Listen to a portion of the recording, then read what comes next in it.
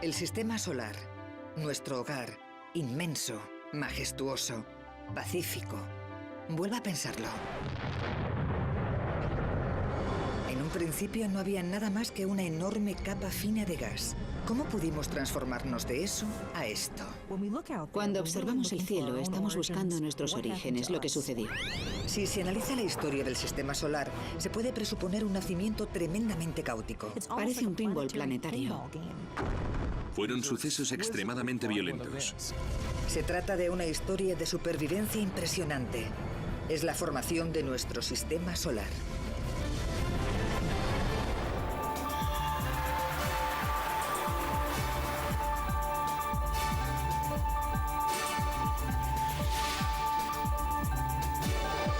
Ciencia al desnudo. El nacimiento del sistema solar.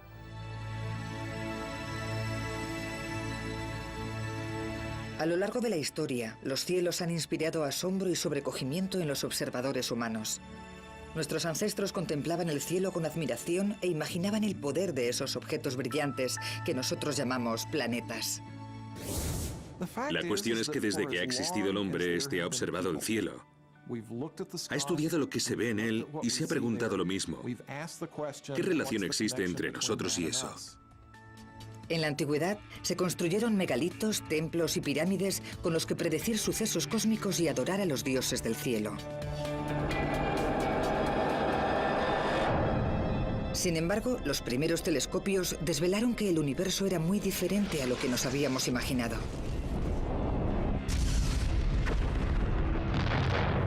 Empezamos a descubrir qué poblaba realmente el exterior. No solo dioses, sino planetas, estrellas e inmensas nubes de gas. En 1755, Immanuel Kant, científico y filósofo alemán, centró sus estudios en esas inmensas nubes o nebulosas hasta dar con una de las primeras teorías modernas que explican cómo se formó el sistema solar. Ha resultado que todas esas nubes preciosas del espacio interestelar son muy importantes, puesto que es ahí donde nacen las estrellas y se forman los planetas. La idea clave de Kant, es decir, que las nebulosas podían colapsar y condensarse hasta formar planetas y estrellas, recibe el nombre de teoría nebular. 250 años más tarde, esta teoría sigue ayudando a explicar el nacimiento de nuestro sistema solar. Hoy en día, nuevas observaciones han revelado cuál es el origen del Sol, los planetas y las lunas del sistema solar. Algunos científicos, como el profesor Jeff Hester, están resolviendo muchos de los antiguos misterios que rodean este proceso de formación. Ahora estamos obteniendo las respuestas a las preguntas que la humanidad lleva cuestionándose desde que existe vida humana en la Tierra. Y esas respuestas cambian el concepto que tenemos de nosotros mismos. La doctora Michelle Thaler es astrónoma y trabaja con el telescopio espacial Spitzer de la NASA. Es el cuarto y último satélite del programa de gran observación de la NASA y ofrece a los científicos un punto de vista del universo totalmente nuevo. Los recientes avances de la astronomía se deben a que por fin podemos observar el universo tal y como es y no como lo percibe el ojo humano. Un modo de demostrar cómo surgió el sistema solar es estudiar la formación de otros sistemas más lejanos. Sin embargo, si Kant estaba en lo cierto y los nuevos sistemas solares surgen en el interior de nubes de gas interestelar, quizás no podamos distinguir jamás lo que sucede. Nuestros propios sentidos, lo que puede ver el ojo humano, no es en realidad todo lo que existe. Hay muchísimos otros objetos ahí arriba, pero los seres humanos no pueden percibirlos de forma natural. Los cuerpos emiten radiación infrarroja, que presenta una longitud de onda más larga que la luz visible. Por lo tanto, el polvo no la dispersa. Con los telescopios convencionales que emplean luz visible, no se puede ver el interior de una nebulosa cubierta de polvo. No obstante, los sensores infrarrojos a bordo del Spitzer sí que pueden. Los bomberos emplean el mismo principio.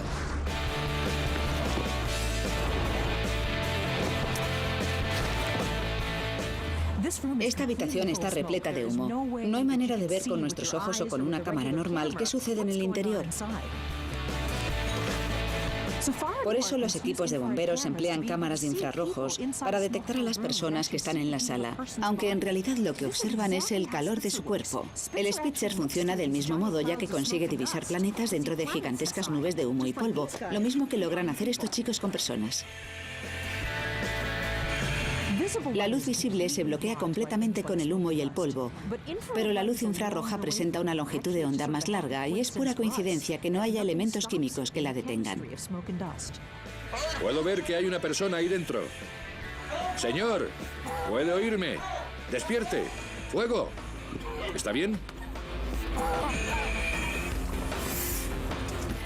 Creo que ahora se pueden imaginar mejor en qué medida somos capaces de detectar lo que antes de emplear el telescopio espacial Spitzer nos era imposible. Una cámara en una habitación llena de humo es una cosa, pero un telescopio en el espacio exterior es algo muy distinto.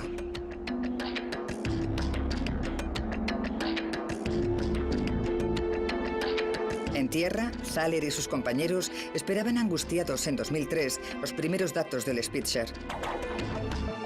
En juego, un punto de vista único de los orígenes del sistema solar. La pura verdad es que nadie había observado el universo con este tipo de luz.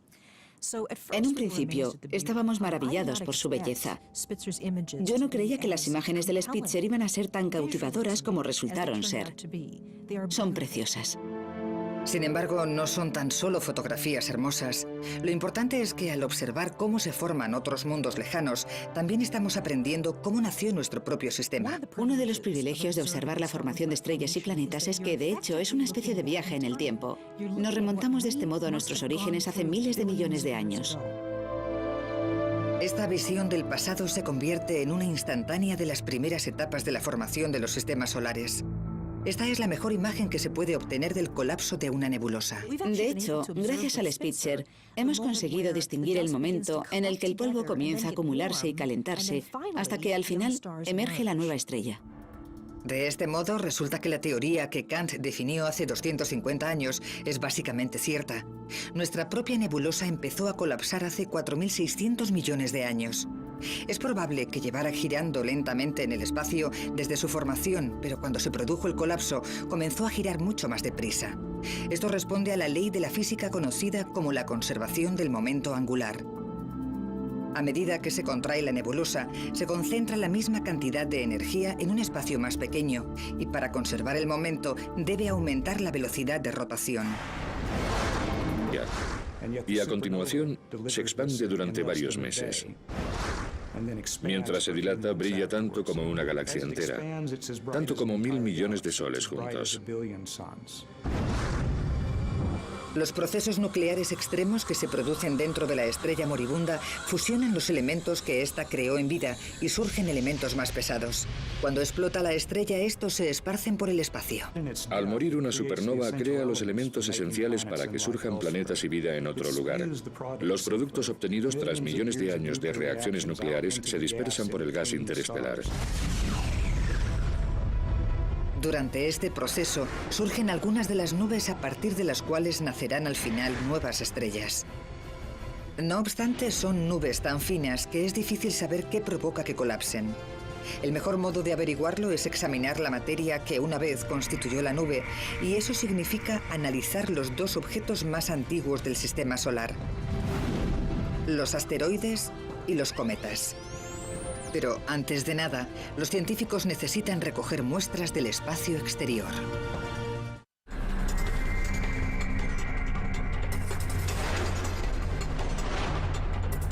Los cometas son reliquias de los primeros días de existencia del sistema solar y pueden ofrecer datos que permitan entender nuestro origen. Sin embargo, para poder estudiarlos en profundidad, los científicos necesitaban muestras. En 1981, un hombre, el Dr. Peter Shaw de la NASA, empezó a trabajar en la idea de recolectar fragmentos de cometa. Es una especie de ciencia forense espacial. Algo parecido a lo que se ve en esos programas de televisión en los que buscan un fragmento de pintura o un pelo en la escena del crimen. Algo muy similar a lo que estamos intentando hacer nosotros. Shaw y sus compañeros diseñaron el Stardust, que debía viajar a más de 480 millones de kilómetros de la Tierra para recoger pequeños fragmentos del cometa Bill 2. Pero había un problema. Las partículas de polvo iban a poseer una velocidad 6 veces superior a la de una bala, y pese a ello, Shaw necesitaba que llegaran a la Tierra intactas.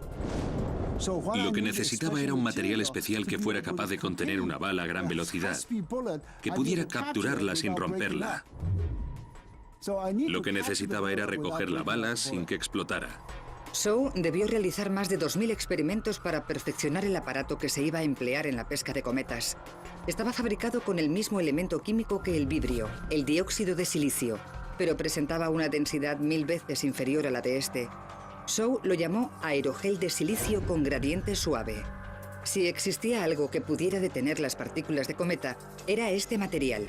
Con las celdas de captura fabricadas de aerogel, la sonda estaba lista para izar el vuelo. Despegó el 7 de febrero de 1999 sobre un cohete Delta. Se enciende el motor y despega por fin la nave espacial Stardust, que volverá convertida en una máquina del tiempo llena de elementos procedentes de la formación del sistema solar. Su viaje de más de 3.200 millones de kilómetros duró casi 5 años, pero por fin llegó la noche del encuentro con el cometa. Desde la sala de control, todo lo que podían hacer Shaw y sus compañeros era esperar. Habíamos realizado muchas simulaciones, pero la pregunta seguía siendo si iba a cruzarse con un cometa. Y si no era así, ¿habría recogido algo de materia después de todo? Hubiera sido algo terrible que a la vuelta no trajera nada en su interior. Finalmente, en 2004, la cápsula entró en la atmósfera de la Tierra. Aterrizó sin problemas y los científicos se apresuraron a transportar el valioso cargamento al laboratorio. En cuanto lo abrieron, supieron que la misión había sido un éxito. Si se hubiera capturado una sola partícula que podía verse sin necesidad de un microscopio, me hubiera dado por contento, pero es que había más de 3 docenas. Fue un logro increíble. Eran las primeras partículas de cometa que llegaban a la Tierra en perfecto estado. Quizás los fragmentos fueran pequeños, pero contenían muchísima información. Tardaremos muchos años en comprender realmente cómo se formó el sistema solar, porque nos llevará un par de décadas exprimir todo lo que se pueda de las muestras del Stardust. Puede que el equipo deba esperar décadas hasta obtener todos los resultados, pero mientras tanto, otros científicos lo intentan con otro enfoque. Los cometas no son la única fuente de materia procedente del sistema solar. Los meteoritos también son antiguos y presentan una gran ventaja. Vienen a nosotros. Lo sorprendente es que cada vez que se data un meteorito en el laboratorio, se obtiene casi siempre la misma respuesta. 4.500 millones de años, 4.500 millones de años.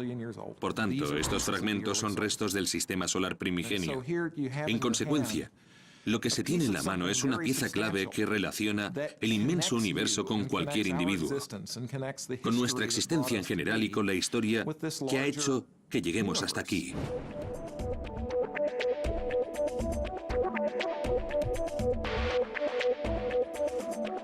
Después de exhaustivos análisis, el equipo de Hester descubrió isótopos inestables de hierro 60 en el interior de los meteoritos. Fue algo totalmente inesperado. El hierro 60 se desintegra con relativa rapidez, así que debía de proceder de algún sitio cercano. Si hubiera atravesado una gran distancia, habría tenido suficiente tiempo para descomponerse en otro isótopo antes de que el meteorito lo atrapara. Solo una supernova puede fabricar hierro 60, así que tuvo que haber una en activo cerca del joven Sol.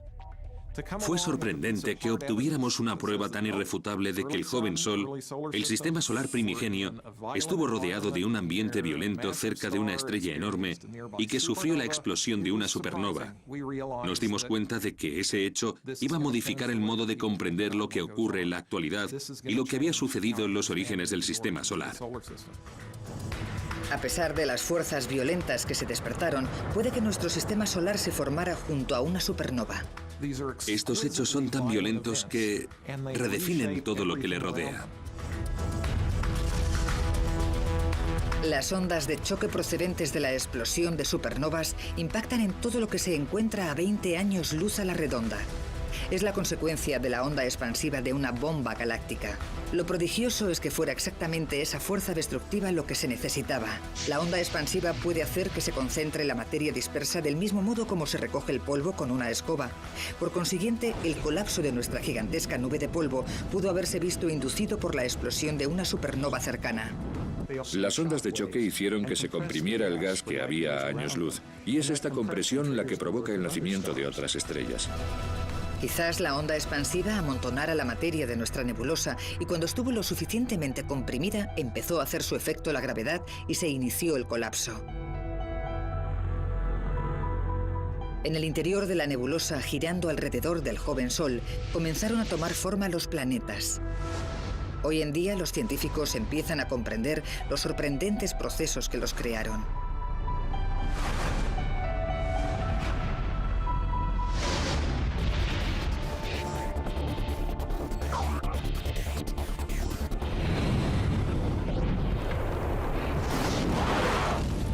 Durante años, el proceso de la formación planetaria había turbado a los científicos. Algunos astrónomos creen que los planetas crecieron dentro de la nube de partículas de gas que rodeaba al Sol recién nacido. Sin embargo, esta materia estaba demasiado dispersa como para que la gravedad provocara que se amontonase. En 2003, unos cuantos experimentos informales a bordo de la Estación Espacial Internacional lanzaron algo de luz sobre este antiguo misterio.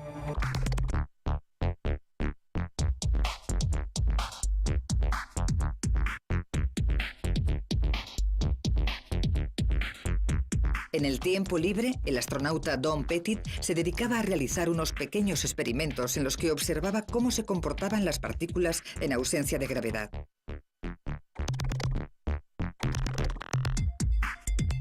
Tomaba diferentes tipos de granos, de café, azúcar y sal y los colocaba en bolsas. Después contemplaba cómo empezaban a unirse unos a otros. Se dio cuenta de que la fricción que surgía entre las partículas cuando chocaban dentro de la bolsa creaba una carga electrostática que las atraía entre sí hasta que se formaban trozos de materia.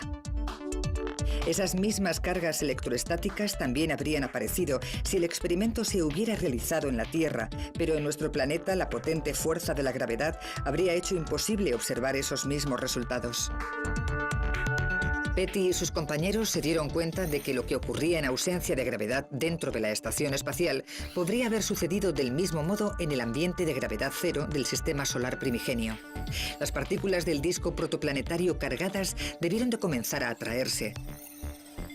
Entre los científicos planetarios como Jack Lissauer, este proceso recibe el nombre de acreción. Observamos signos de acreción en nuestra vida diaria. Por ejemplo, las gotas de lluvia se condensan en pequeñas gotitas alrededor de motas de polvo y colisionan unas con otras cuando caen. Del mismo modo, las partículas colisionan dentro de la nebulosa solar y se convierten en objetos más grandes. Cuando los fragmentos alcanzan el tamaño de una montaña, empieza a actuar la fuerza gravitatoria, más potente que la fuerza electrostática, así que se acelera el proceso. En un periodo de 1 millón de años, esos fragmentos pueden convertirse en planetesimales, o partes de planetas, que con el tiempo formarán un planeta entero. La gravedad mantiene a los planetas en sus órbitas alrededor del Sol. De siempre se entendía que se trataba de una misteriosa fuerza, pero desde Einstein los científicos tienen un concepto diferente de la gravedad.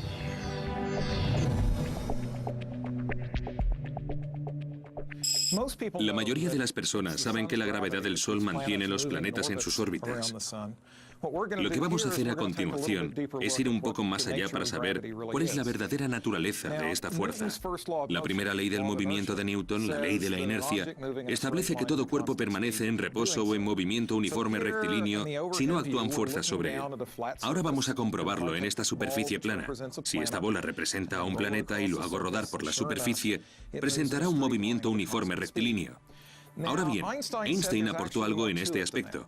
Einstein aseguró que si se toma una masa, por ejemplo, la masa del Sol, que representamos aquí con este émbolo, esa masa tendrá el efecto de distorsionar la relación del espacio-tiempo.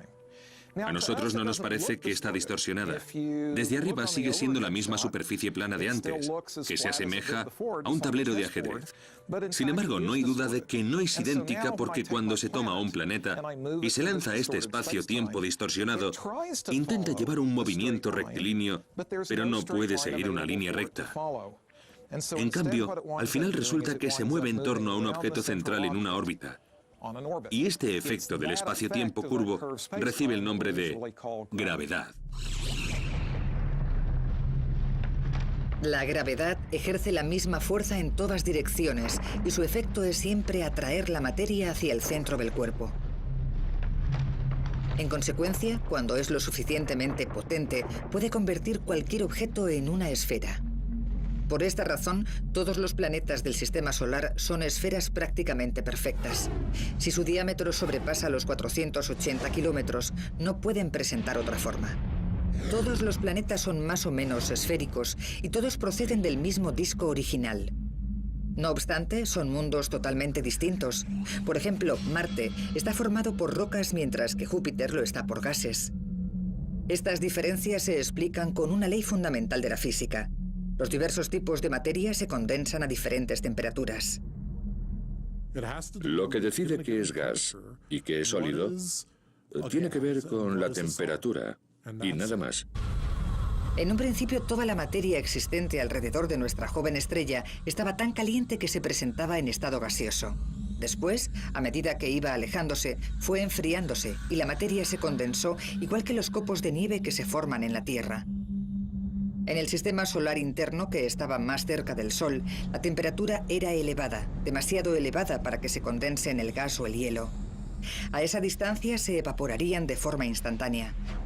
Sin embargo, las partículas metálicas no tienen problema en ese ambiente y, por lo tanto, surge el planeta más metálico, Mercurio. El astrofísico Steve Dees es una autoridad en formación planetaria. Su investigación le ha llevado a comprender la hostilidad que debe reinar en Mercurio. No hay atmósfera ni océanos, solo hay roca y la zona que está orientada hacia el Sol alcanza tal temperatura que, por ejemplo, el plomo se fundiría sin problemas. Llega a haber cientos de grados Celsius. Ese calor sofocante se debe a que Mercurio está muy próximo al Sol, prácticamente a 1/3 de la distancia entre este y la Tierra. A medida que nos alejamos, desciende la temperatura unos 500 grados centígrados.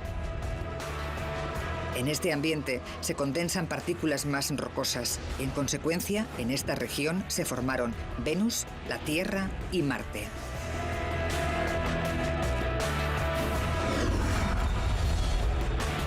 Puesto que la órbita de Venus se encuentra a unos 48 millones de kilómetros de la de Mercurio, podríamos esperar que fuera un lugar más habitable. Venus es posiblemente el lugar del sistema solar que más se acerca a nuestro concepto de infierno. La presión es tremenda, la temperatura es muy elevada y llueve ácido sulfúrico. A 42 millones de kilómetros de allí se encuentra nuestro planeta Tierra. La Tierra ha recibido el apodo de Ricitos de Oro. No es muy cálida ni muy fría. Su órbita se halla a la distancia correcta del Sol y de ese modo puede existir vida. Nuestro planeta cuenta con una capa de ozono protectora que nos salvaguarda de la radiación nociva de los rayos UVA y un campo magnético que repele la radiación cósmica mortal. La Tierra es, además, el único planeta interno que posee una luna grande. Hoy en día, algunos científicos, como Gary Lofgren, siguen estudiando las muestras que trajeron los astronautas del Apolo hace 30 años.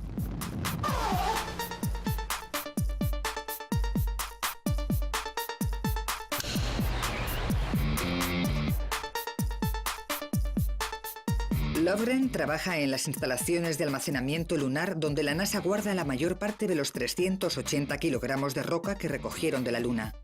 Durante años, los científicos los han estado analizando para descubrir cómo se pudo formar la Luna y el resto del sistema solar.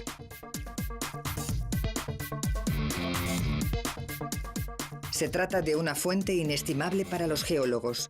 Y los astronautas del Apolo dieron mucha importancia a recoger el mayor número de muestras posible, incluso desoyendo las órdenes.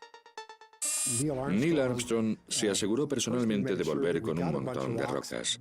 En mi opinión, decidió desobedecer las órdenes, puesto que para llenar una caja de piedras desapareció del objetivo de la cámara, algo que tenía prohibido. Cuando se analizaron estas muestras en el laboratorio, pronto se obtuvo información sorprendente. Rápidamente descubrimos que los elementos químicos presentes en la Luna eran muy diferentes de los de la Tierra y no casaban con los que esperábamos encontrar según nuestras teorías. Resultó que las rocas lunares y por consiguiente la Luna en sí eran más jóvenes de lo que se había pensado. Todas las teorías que habíamos definido se desmoronaron después de estar allí. Tardamos varios años en dar con alguna explicación.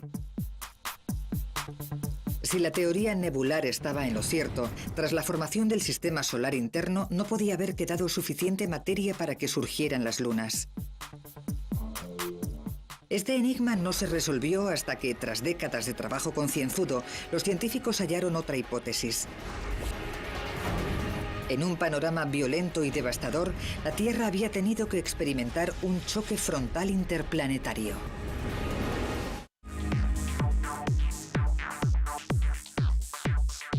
En 1969, Neil Armstrong fue el primer hombre que caminó sobre la Luna. Solo después de que los astronautas del Apolo trajeran muestras lunares, pudieron comprender los científicos cómo se había formado nuestro satélite. El estudio de los isótopos químicos sugirió que la Luna está constituida en parte por materia procedente de la Tierra. Un descubrimiento totalmente inesperado. Los investigadores no sabían explicar cómo podía haber llegado hasta allí. Finalmente se expuso una nueva teoría, una teoría audaz que sugiere que en el sistema solar primigenio no había 8, sino 20 objetos de tamaño planetario en órbita alrededor del Sol. Cuando se piensa en las primeras etapas de la formación planetaria, hay que imaginarse que era una especie de pinball. Todos los objetos iban de un lado a otro a gran velocidad y de vez en cuando chocaban entre sí.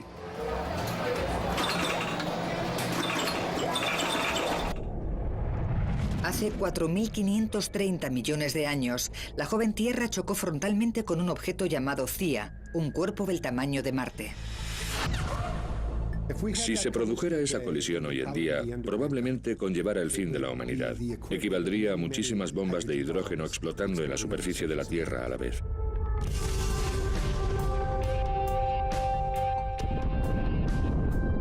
Fue un impacto atroz. El golpe fue tan fuerte que, en consecuencia, miles de millones de toneladas de roca se libraron de la fuerza de la gravedad y se diseminaron en el espacio. La materia quedó atrapada por la fuerza gravitatoria de la Tierra y entró en órbita. Durante varios millones de años, fue amalgándose hasta convertirse en la Luna. Esta colisión reafirma la supuesta violencia reinante en el sistema solar primigenio. Por entonces, un número infinito de cuerpos giraban en órbitas caóticas. A menudo causaban estragos, pero algunos objetos se transformaron en elementos permanentes de nuestro sistema. Por ejemplo, se cree que los 2 satélites de Marte, Phobos y Deimos, eran asteroides captados por la gravedad de Marte. Estas 2 lunas son relativamente pequeñas. Incluso Phobos, la más grande, no es más que una 10ª parte de la Luna. Aunque Marte en sí mismo mide 1/3 de la Tierra, presenta los rasgos más extraordinarios del sistema solar. Marte es un planeta espectacular, un paraíso para los geólogos. Por ejemplo, se puede encontrar el cañón más grande de todo el sistema solar, el Valles Marineris, que presenta afluentes laterales que eclipsarían el Gran Cañón de la Tierra. Su tamaño es aproximadamente el de Estados Unidos. Además cuenta con el volcán más grande de todo el sistema solar, el Monte Olimpo, que haría parecer pequeño al Everest.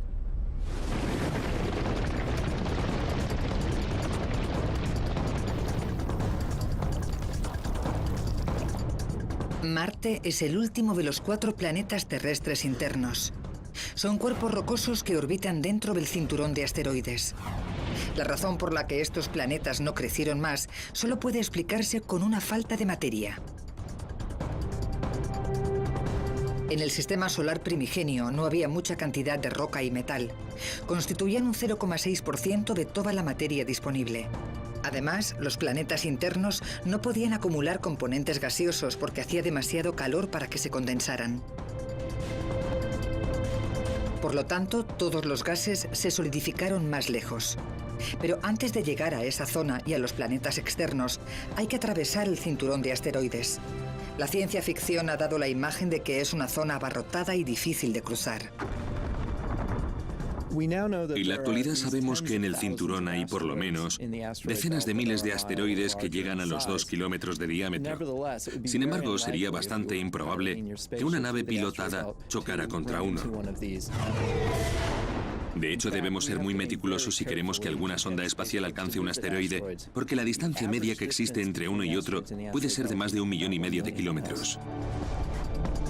Tras atravesar el cinturón de asteroides, nos topamos con una frontera crítica invisible. Recibe el nombre de línea de temperatura crítica. Tras cruzar esta frontera espacial, a unos 450 millones de kilómetros del Sol, nos encontramos con planetas completamente diferentes. En algún lugar del cinturón de asteroides había una línea de temperatura crítica a partir de la cual hacía el frío suficiente para que se condensara el agua. Esta transición fue gradual, pero muy importante. Más allá de esta línea, los llamados planetas externos fueron tomando forma. Son mundos muy diferentes comparados con los planetas internos, y esto se debe al tipo de sustancia que se condensa en esta zona más fría. A una temperatura de menos de 37 grados Celsius, los compuestos de hidrógeno como el agua, el metano y el amoníaco son capaces de condensarse, y en el sistema solar primigenio había billones de esos elementos. Sin embargo, los planetas externos debieron alcanzar una masa 10 veces superior a la de la Tierra para empezar a crecer. Esa cantidad de masa es la que les proporciona la fuerza gravitatoria necesaria para atraer a billones de toneladas de gas. Como una bola de nieve. Cuanto más grande eran los planetas, mayor cantidad de gas atraían. Debió de ser una carrera contrarreloj para ver cuál de los dos núcleos crecía más deprisa, teniendo en cuenta que el disco de gas que los rodeaba era limitado. Dio la casualidad de que Júpiter y Saturno estaban en el lugar adecuado. Rápidamente se convirtieron en superplanetas gigantes. Y puesto que en la actualidad están formados por un 90% de gas, también se les conoce como los gigantes gaseosos. El más grande es sin duda Júpiter. Este planeta gigantesco posee una masa que es 300 veces superior a la de la Tierra, mientras que su volumen es 1000 veces más grande. Según Hal Levison, tenemos suerte de que Júpiter sea tan inmenso, ya que la gravedad de este planeta es tan poderosa que a menudo desvía la trayectoria de algunos cometas que, de otro modo, penetrarían en el sistema solar interno. De hecho, Júpiter es el hermano mayor que nos protege del medio hostil que existe más allá de su órbita. Y en particular, nos salvaguarda de esos pequeños cometas helados que podrían chocar contra nosotros. Sin embargo, Júpiter los desvía al exterior del sistema solar. Saturno es el segundo planeta más grande del sistema solar. Y resulta que tenemos suerte de que no creciera más. Según los experimentos que hemos realizado, si hubiera habido en un mismo sistema solar dos planetas del tamaño de Júpiter, habrían acabado por atraer al resto de planetas. Nosotros estuvimos muy cerca porque Saturno no es mucho más pequeño que Júpiter. Casi no nos convertimos en un sistema solar estable. Con que hubiera crecido un poco más, no estaríamos hoy hablando de ello.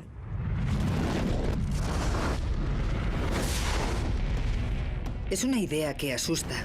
La gravedad de un Saturno más grande junto a la de Júpiter habría atraído y devastado a los planetas más pequeños. Por suerte, Saturno no tomó esa senda destructora y en su lugar se convirtió en una de las bellezas del sistema solar. Siempre que muestro los planetas con el telescopio, dejo Saturno para el final. Es bonito, una preciosidad. Esa hermosura se debe en buena parte a sus grandes anillos. Los anillos están compuestos por miles de millones de fragmentos que crecen y se desintegran continuamente debido a las fuerzas gravitatorias opuestas de Saturno y sus lunas.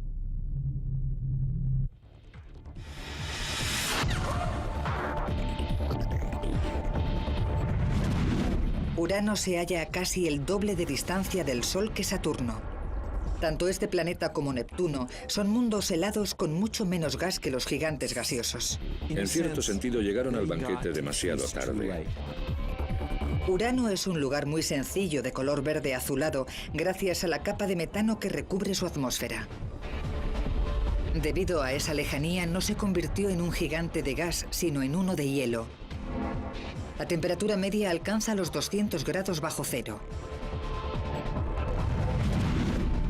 Desde que Plutón se ha visto degradado a la categoría de planeta enano, Neptuno, de color azul, es actualmente el último planeta. Hasta hace poco se pensaba que estos cuerpos marcaban el final del sistema solar.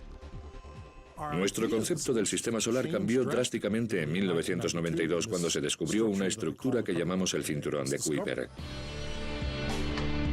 A unos 45 millones de kilómetros del Sol, se ha calculado que este cinturón alberga unos 70.000 pedazos grandes de hielo. Está compuesto por todos los restos procedentes de la formación de los planetas, que, por así decirlo, no llegaron a cuajar. Después, a una distancia del Sol 1000 veces superior, se encuentra la misteriosa nube de Oort, formada por más de 1 billón de cometas. Probablemente la mayoría de estos se constituyeron más cerca del Sol durante el mismo proceso que creó los planetas.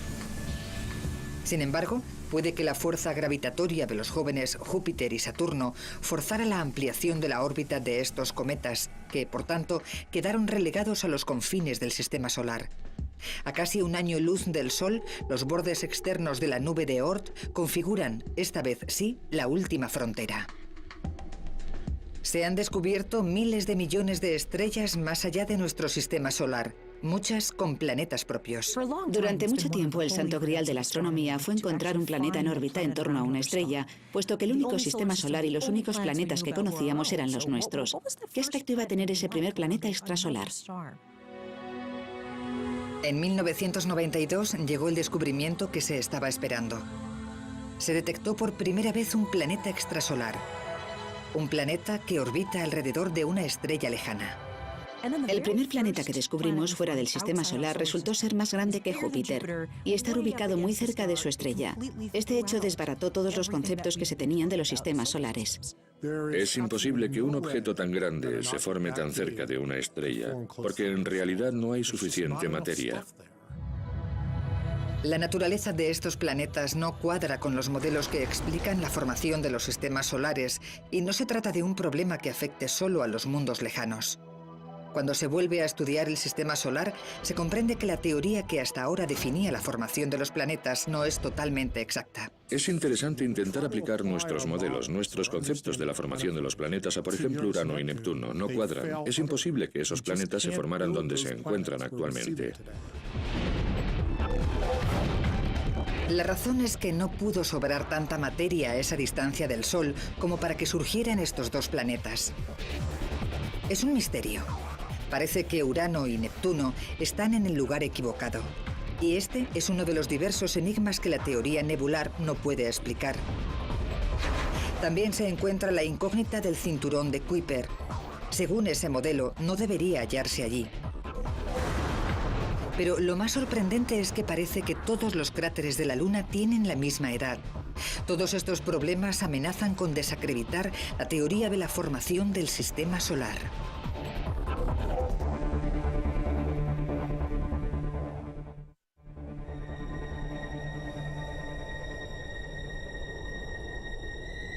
La Luna puede ser nuestro vecino más cercano, pero aún esconde numerosos secretos. Sin una atmósfera o un clima específico, el paisaje lunar no cambia prácticamente nada.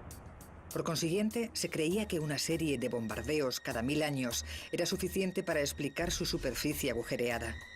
Sin embargo, las misiones de los Apolos recogieron muestras de roca lunar, entre las que se incluían los restos procedentes de antiguos impactos.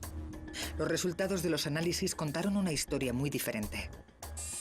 A medida que estudiábamos la Luna, quedaba claro que un gran número de los cráteres surgieron hace unos 3.900 millones de años, y por tanto durante esa época debió de haber una concentración elevada de colisiones.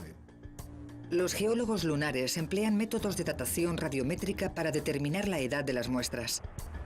Fue una gran sorpresa descubrir que la mayor parte de los cráteres se formó en un periodo relativamente breve de bombardeos.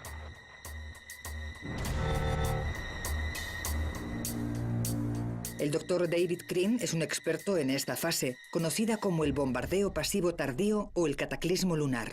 Estos resultados de la Luna nos explican en realidad aspectos del origen, la estructura y la evolución de todo el sistema solar. Decenas de miles de grandes meteoritos debieron de impactar en la Luna durante el cataclismo lunar. La Tierra también debió de recibir algún golpe. Hoy en día, en la superficie de la Tierra, solo perduran los cráteres más jóvenes, como estos de Arizona, que tienen entre 20.000 y 50.000 años. La mayoría han desaparecido, pero hace 3.500 millones de años no había manera de evitar los impactos. Estamos hablando de entre 20.000 y 40.000 meteoritos con la suficiente energía para cambiar la situación del planeta. ¿De dónde provenía tan alto número de objetos? Dentro de los cráteres producidos por los impactos hemos hallado restos químicos de los objetos que los provocaron y parece que formaban parte del cinturón de asteroides. Esta hipótesis cuadra. Los objetos que una vez golpearon la Tierra corresponden químicamente a las rocas que forman el cinturón de asteroides, así que se sabe con seguridad de dónde provenían. No obstante, hoy en día, la mayoría de los asteroides recorren órbitas estables. No se encuentra causa aparente que justifique la entrada de miles de ellos en el sistema solar interno. Por lo tanto, el bombardeo seguía siendo un enigma. En 2004, Hal Levison dio con una hipótesis. Con un equipo internacional, definió un nuevo modelo para explicar la formación del sistema solar. Fue una especie de luz que me iluminó. Estaba sentado en el despacho y de repente me di cuenta de que acababa de solucionar un problema en el que llevaba gente trabajando décadas. En esos momentos era el único en toda la historia de la humanidad que había llegado a comprender el problema.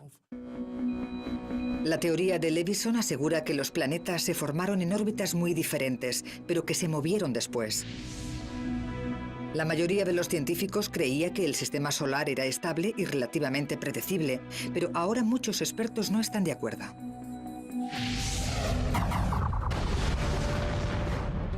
Quizás se deba a la sabiduría popular.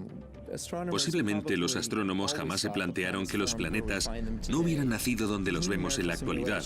Pero estos experimentos numéricos demuestran que migraron y que incluso llegaron a chocar entre sí hasta cambiar de orden. Es algo sorprendente y nuevo.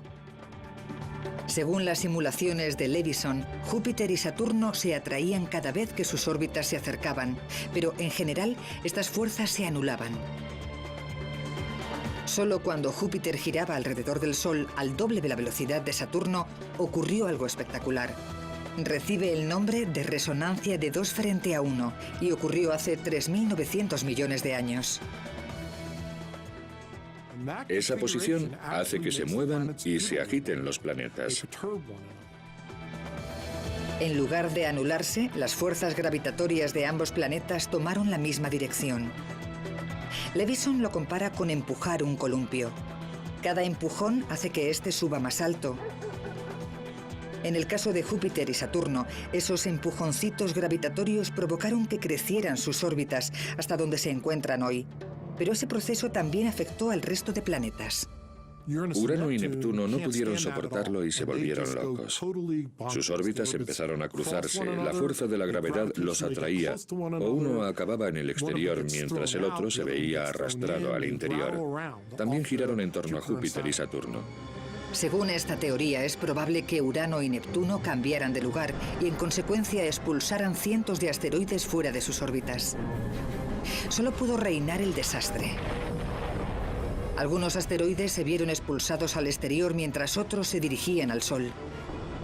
Miles de ellos impactaron en los planetas interiores y en la Luna terrestre.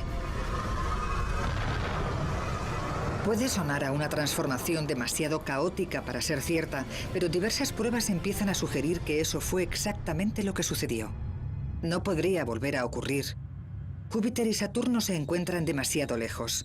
Sin embargo, este acontecimiento debió de ser clave en la formación del sistema solar. Lo increíble es que se desarrollara de este modo, porque podría haber habido un final muy diferente. Podría haberse tratado del tipo erróneo de estrella o podría haber habido demasiados planetas gigantes. Hay tantos aspectos que podrían haber salido mal, que es una suerte que estemos actualmente aquí. A diferencia del sistema solar diverso que vemos hoy, podíamos haber permanecido siendo cenizas, gas y polvo. ¿Qué sucederá en el futuro? Dentro de 5.000 millones de años, cuando el Sol se quede sin energía, empezará a expandirse y arrastrará consigo a todos los planetas interiores. Algunos sobrevivirán como mundos fantasmagóricos en órbita alrededor de una estrella muerta. No podrá ser de otra manera. Pero, de momento, tenemos suerte de seguir con vida.